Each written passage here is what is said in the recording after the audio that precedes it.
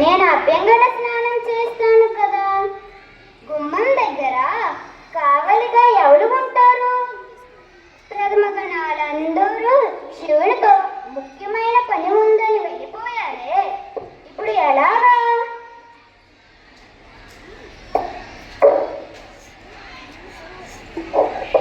బొమ్మ ఎంత బాగుందో. ఈ బొమ్మని ప్రాణం పోసి నిలబడితే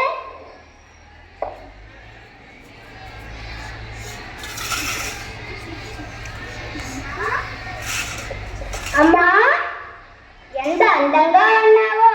బంగారు నమోస్తు మాత. నాయనా, నేను అభ్యంగన స్నానం చేస్తాను. నీవు కొమ్మరి దగ్గర కావలిగా ఉంటావా? సరే మాత.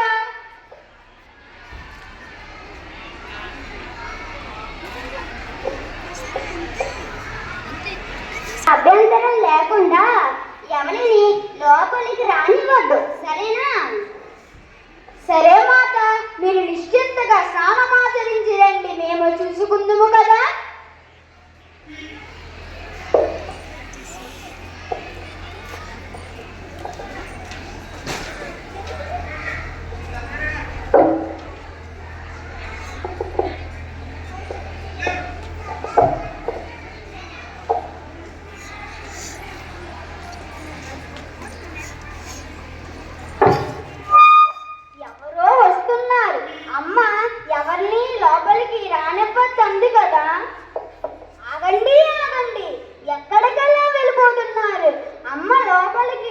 అనుమతించవద్దండి.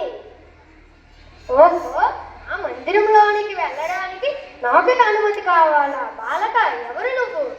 ముందు మీరెవరో చెప్పండి. నేను పార్వతీపతి శివుడిని. ఓహో, అలానా? నేను పార్వతీ తనయుడిని. పార్వతీ తనయుడువా? సరే సరే, దారి వదులు, లోపలికి వెళ్ళాలి. అమ్మ ఆజ్ఞ లేనిదే లోపలికి ప్రవేశం లేదు. ఓ, ఏమిటి ఉండితనం? నేను ఎవరో నీకు తెలుసా? చెప్పారుగా, పార్వతీపతి అనే. బాలక, దారి వదులు. కుదరదని చెప్పానుగా. నాకు క్రోధం తెప్పించకు. నాది అదే మాట. అది వదులుతావా వదలవా?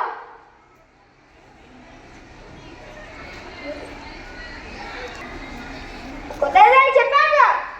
దారి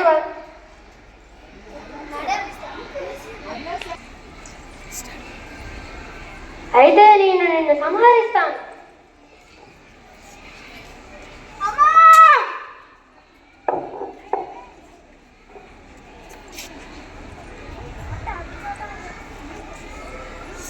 అదేంటి స్వామి, లోనికి ఎలా వచ్చారు? బాలుడు అడ్డగించలేదా? అడ్డగించాడు, అందుకే ఆ బాలుడిని సంహరించి వచ్చాం. ఎవరు ఆ బాలుడు?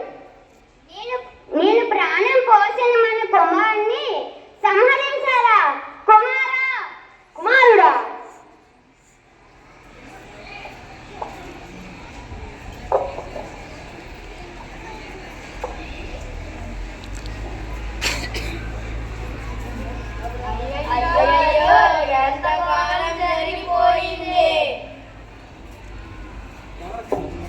శాంతించు పార్వతీ మాత, శాంతించు. శాంతంగా ఎలా ఉండగలను? నా బిడ్డ నాకు కావాలి. సోదరి పార్వతీదేవి, నీ పుత్రుడు నీకు ప్రాణాలతో లభిస్తాడు. శాంతించు సోదరి, శాంతించు. అదెలా సాధ్యం? నా త్రిశూలంతో తెగబడిన తల తిరిగి అతకబడదు. అవును, కానీ వేరొక తల తెచ్చి అతికిద్దాం. నా బిడ్డ గాను నాకు దక్కకపోతే ఈ ముల్లోకాన్ని అంతం చేస్తాను. ప్రభువులారా, వెళ్ళి ఉత్తర దిక్కున పడుకున్న ప్రాణి తల తీసుకొని రండి. సరే స్వామి.